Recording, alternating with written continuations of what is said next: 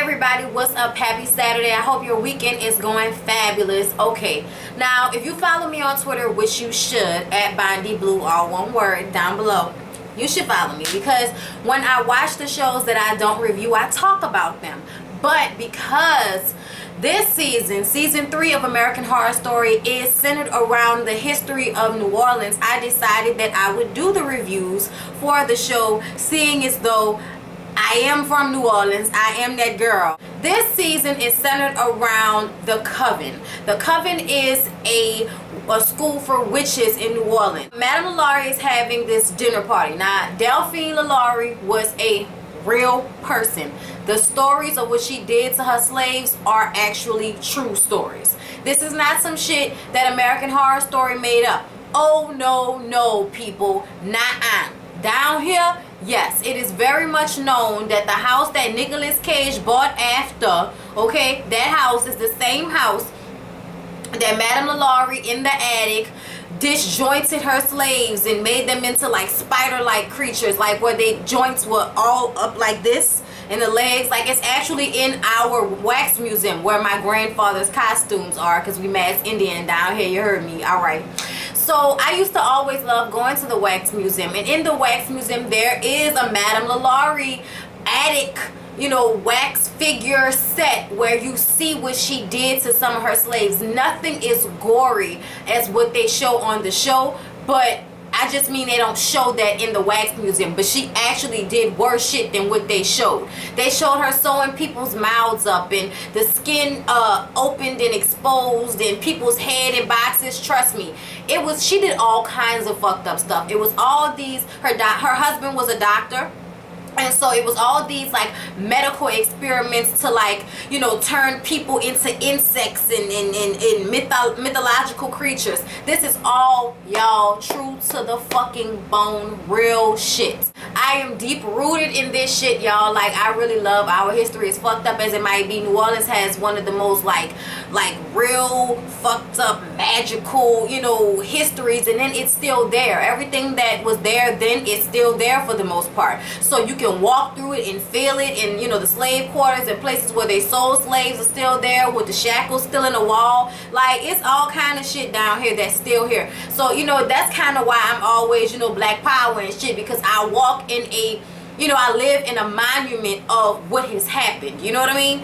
Madame LaLaurie is having a party. Now, she used to have a lot of parties. She was known for her parties. And this one particular time, and I'm going to tell y'all the story that we know of, where the little ghost girl and all that. I'm going to tell you that story. But first, let me tell you what happened on the show. Okay, so on the show, she's having this party so that her daughters can find husbands. Her daughter is obviously a slut, one of them, who likes to rape black men. So after the party, Madame LaLaurie goes upstairs for a ritual of spreading fresh blood all over her taut face in order to keep her skin tight. You know, like, I don't know, y'all, whenever I think of somebody keeping their skin tight, I always go back to Marcus, darling, Eartha Kitt. Beet juice, it keeps the skin tight. And y'all better get on that goddamn beet juice. That's what she should have been drinking, because Eartha Kitt's skin was tight from the beginning to the goddamn end. While she's getting her blood spread on, and she discovers that it's not fresh blood, because the little daughter that's not the hoe, you know, doesn't like to cut open people to get they, you know, pancreases out to give blood, so the blood wasn't new. Now, we find that out later on, but I just, you know, I had to mention that shit. That was crazy. Her husband comes and tells her that there was an incident after the party. She goes downstairs and finds that her little slut daughter has basically raped one of the slaves. He's saying, I told her I belong to another. I told her I belong to another. I didn't want to. She forced herself on me. Would you shut that mongrel up? I'm like, God damn, because we black, we gotta be mongrel, man, fuck you. Like, you know how you get in your feelings when you're a black person, all that slavery shit. He smacks the shit out of her daughter, smacks her around the place, and then tells the daddy to take the slave upstairs to the attic. When she gets upstairs to the attic, y'all, people are up there with their eyes and mouths sewn up with shit inside their mouth. She told the dude, stop making all that noise before I tear your lips open and put more shit in there. And I was just like, team too much. Team way too much. A lady with all the skin pulled back off her face to just expose the flesh. She's stuck standing there. Like, they're all standing there like statues of what she's done to them, but they're all still alive. It's very fucked up. And then she walks up to the man who her daughter slept with. She had him tied up and they beat the piss out of him. His mouth is swollen, his eyes are swollen, and she's like, where's my pickaninny? And the pickaninny is the little girl. And y'all, the real story is surrounded around that little girl. Now, the little girl comes in and put a bull's head on top of the man's head to create this mythological manatee or whatever, however you pronounce it, that she wanted to create from mythical, from mythology and shit, because her daddy used to read her those stories on the porch when they were drinking sweet tea and the slaves were out in the fields and da-da-da-da-da-da-da, Blanche Devereaux, da-da-da-da-da-da-da-da. Designing women, southern shit, okay? Like, that's where we at with this. Now, here's the real story. The real story is that same little pickaninny that used to help her out, that little girl, that little girl one day tried to run away. That little girl tried to run away and Madame LaLaurie chased her. This was actually during a party. It was during a party, and I guess they were like, everybody was about to leave, and the little girl, she went upstairs, and the little girl must have did something that she didn't like, and the little girl was screaming because she was up there beating the hell out the little girl, and the little girl runs and she jumps off the roof of the house and falls to her death and dies. So the ghost story is that people have seen that little girl running across the roof. When that happened, everybody went upstairs. The fire department came because there was a fire. So everybody went up to the attic to see what the fuck was going on, because the party people were still there. So they went upstairs to see what the fuck happened, and this is when they saw everything that she had done to the slaves. They were going to arrest her, burn her, but y'all know how white people do. They give them a chance to get away. The real story was that her and her husband packed up and ran and got out of town before they were able to be, hung or whatever the fuck they was going to do to them. But nobody has ever found her body. The story is that she might have went back to France because, her people had money, da-da-da-da-da. But nobody ever knew what really happened to Madame LaLaurie. So that's where American Horror Story has an opening to create their own idea of what might have happened. We get to present day, and the daughter from the first season, if y'all watched the first season of the American Horror Story, her character is Zoe. Zoe is about to have engage in some premarital sex with her little boyfriend. It's looking like a regular tight shot to tight shot love scene, okay? And then all of a sudden, as they're getting into it, he starts to bleed from every orifice of his face. Nose, eyes, ears, he's bleeding. Later on, they say, because he died, and she's fucking him and he's dying. So they basically find out that, it was a brain aneurysm. Well, her mom sits her down and tells her that, I'm sorry, I should have told you. It's not your fault. You're a witch. We expected that it would skip a generation, but it didn't. So now she's found out she's a witch. Her mom tells her that she's going to send her to a school where witches go to be safe, and she's gonna send her off. And she's like, you gonna send me away, bitch? What kind of shit is this? So a crazy orange hair bitch and the albino dude come in, wrap the daughter up, get her on a train, and take her ass down there to New Orleans to the house where all of the little witch chicks are. When she gets there, she gets in the house and she gets cornered by 3 of the girls who pretend they're going to sacrifice her. They all have on phantom masks and hoods and everything. And then they finally take it off and reveal themselves to her.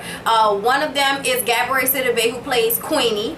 Then there's Emma Roberts, who plays, what is her name? Madison something or another. She's an actress. And Zoe immediately recognizes her. And then there's Nan. Nan played in the first season as well as Jessica Lange's daughter. So they obviously are playing a trick on her. And then Cordelia comes in. Y'all know Cordelia has played in every season of American Horror Story. Cordelia is the head mistress. She tells them, hey, get y'all ass out there and go get those groceries, okay? I'm gonna talk to Zoe and get her all set up. She's explaining to Zoe that it used to be a boarding school for girls, but that it was taken over around the 1800s by a Warren. Why the Warren? Why old witches, like witches from back then, always last name had to be Warren? If you watch Charmed, y'all know what I'm talking about. But anyway, so, it was taken over by a witch who wrote children's books and was a diplomat, blah, blah, blah, blah, blah. And she basically turned it into what it is now. Now, over the years, the witches decided not to have children because it was too dangerous. Their children get burned and shit. And so they decided not to have children, so they are a dying breed at this point. Also, they ran from Salem because, you know, after the witch trial started, the real witches was smarter and more cunning, so they was like, man, fuck this, we out. They went to New Orleans, where New Orleans already has this really deep, you know, superstitious ghost-like history to it, so people are not going to be so objective to witch shit because they're already used to it. That's really what the deal was. New Orleans was always a place that was very mystical with, you know, how you, it's very eerie feeling around this bitch, and that's because it was built up by a whole bunch of convicts that they let out of the jails in England to come and build this bitch, and they were dying in the swamps and all that type of shit, so it has an eerie feeling to it as it is, okay? So all the fucked up shit that happens down here, it only seems right? I have got to get the hell out of New Orleans. She tells them of Misty. Now, Misty also played in last season as the nun that was possessed by the devil. Y'all, last season was too much, okay? It was team too much. I'm so happy that this season seems a little bit less dark, you know, alien, Nazi, crazy shit. More so, you know, witch shit, which I love. I love witch shit, so I'm excited about this season. So, Misty was a young girl who, you know, lived right outside of Lafayette. They was having this, you know, outside praise Jesus in his name thing, and she saw a dead bird. She picks it up and she made the bird come back to life. Well, somebody saw this. Somebody saw it, and most people thought, oh, this is God. This is God right here doing this shit. This wasn't this girl. Well, some other people knew better, and they thought it was necromancy. So they burned the girl, okay? Burned her at the stake. Fuck shit. Who burns people that bring stuff back to life? That's retarded.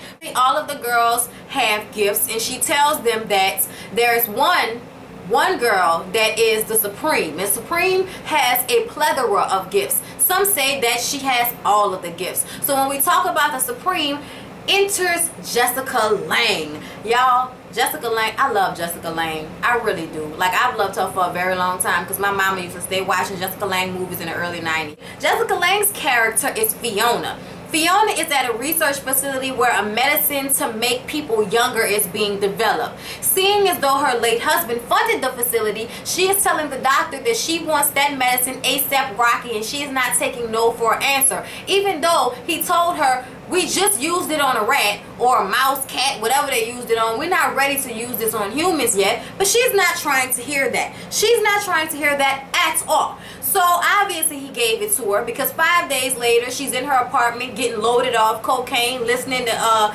Cada Vida de Ida. Don't you know that I love you?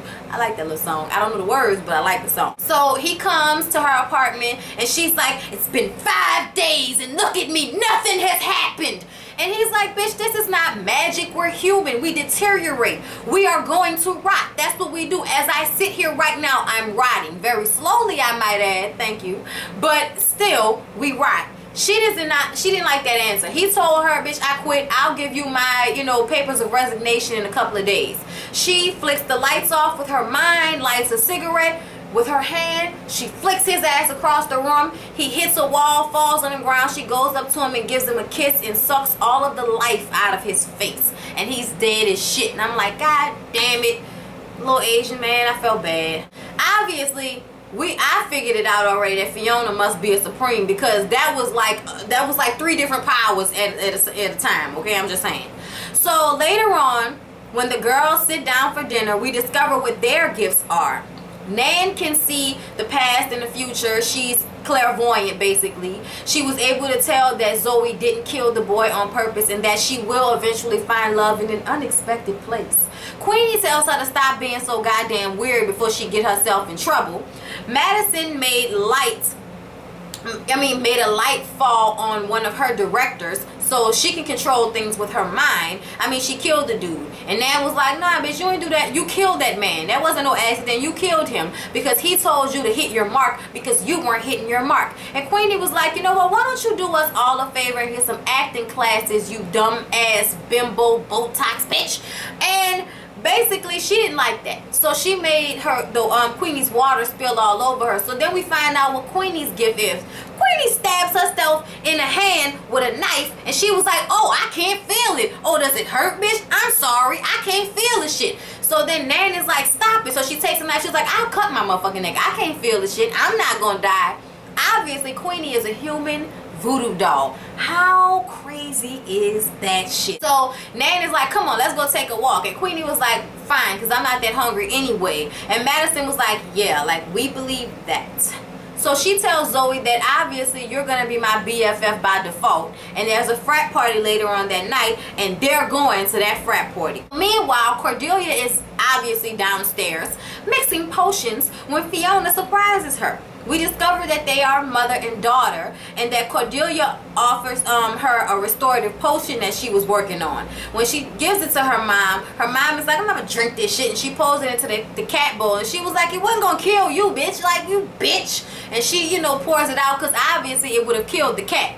So we, you know, basically get the gist that Cordelia doesn't like her mom and hates her mom because her mom sent her away to that boarding school at such a young age. And Fiona is like, my only regret is that I didn't send your ass earlier, sitting here mixing potions and shit. You are the only daughter of the Supreme. You have royal blood running through your veins, and you out this bitch being a school teacher down here mixing potions. Oh no, you're not living up. You're not living up to the hype. No, you're not. And Fiona doesn't believe that the school is being ran the right way. And, you know, Cordelia's like, I'm going to tell the council on you because, you know, whenever there's witches and fucking Buffy the Vampire Slayers and all of that, there's a council somewhere that dictates what people can do and what they can't do, okay? She says, go ahead and call the council, bitch. I'm sure they will want to know why you wouldn't want a Supreme to be running this school.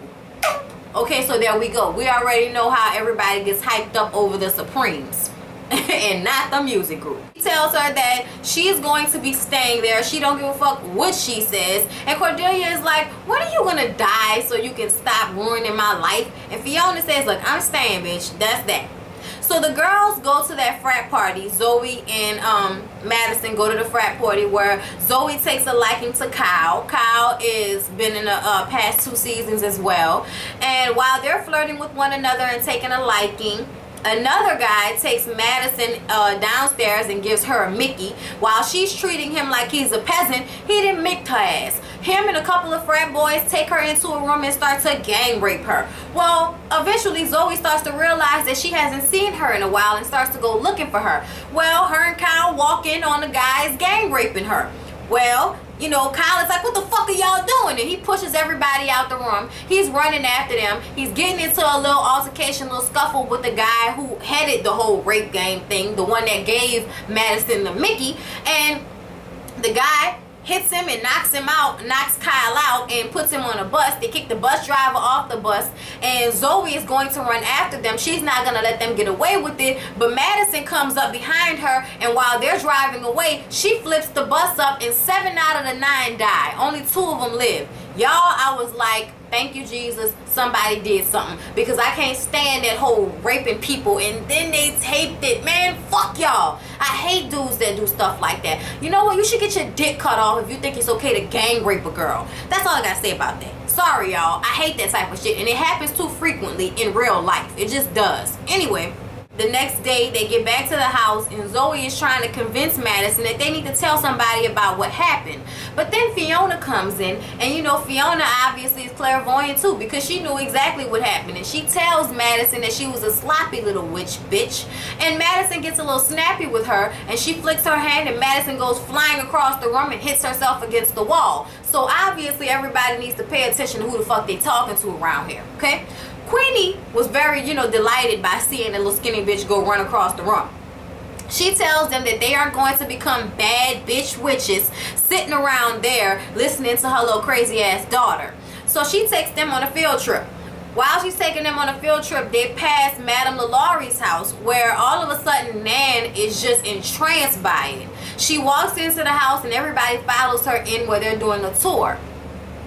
Obviously, Jessica Lange's character Fiona has a mind control thing too, because she told that lady, you are giving us this tour for free. And as the lady's telling the story, they start to go back into what happened to Madame Lalaurie, about how, you know, she would have her daughter cut out a man's pancreas to get blood from the pancreas to put on her face. And then how, you know, she was so obsessed with how she looked because her husband was sleeping with all of the little young black slave girls around town, and she did not like that, okay? She did not like that at all. Now, in real life, Madame Lalaurie was supposed to be skinny. And to me, a skinny bitch is always crazier than a big bitch. So I even though I love me some Kathy, I would have liked to see a crazy skinny bitch play the role. But never mind. I just wanted to mention that. Then we also discovered that Marie Laveau comes to her house, and she didn't want to talk to her at first, but she gives Delphine, I'm going to call her Delphine from now on because I love that name. I always have loved that name. She gives, it sounds like a drug, don't it? She gives Delphine a love potion that's supposed to help her husband stop, you know, fucking with other people and stuff like that. So she takes her inside and tells her if the potion works that we are going to have a long future together. She gives her the potion, she drinks it down, and at first it's like honeysuckle, and she's feeling all good inside and warm, and then all of a sudden it starts to take over and her ass croaks and falls on the ground and dies. So then the little black girl, the little pickaninny, takes Marie Laveau upstairs to where her lover is, and her lover was the guy that was basically raped by Delphine's daughter and put the bull head over his head. So she exacted her revenge on that bitch, okay? And nobody ever found the body, just like in real history. Now, that's some fake shit. Marie Laveau didn't have anything to do with Delphine Lalaurie, okay? I just want y'all to know. You know, that was no resemblance. That's not true at all. But anyway, I still like how they did that. That's a good storyline. So Nan goes out into the courtyard of the house, and she says, you know, she tells Fiona that, basically tells her that, hey, this bitch is buried right under these bricks right here. Right in this courtyard right here. She's buried under these bricks right here. So later on, Zoe goes to the hospital where the surviving frat boys are, you know, are hoping to find Kyle, hoping that he's one of the two that live. But instead, she finds the boy that gave Madison to Mickey. So she mounts him and fucks the brains out of him, literally, and of course, because it should have been him. That's what she said. It should have been him. So she gets on top of him, fucks him, and then he dies. So Fiona gets a box later on from two men late at night, after receiving all her luggage, to let her daughter know that she is staying, okay? Pack those bitches up vertically. Thank you very much.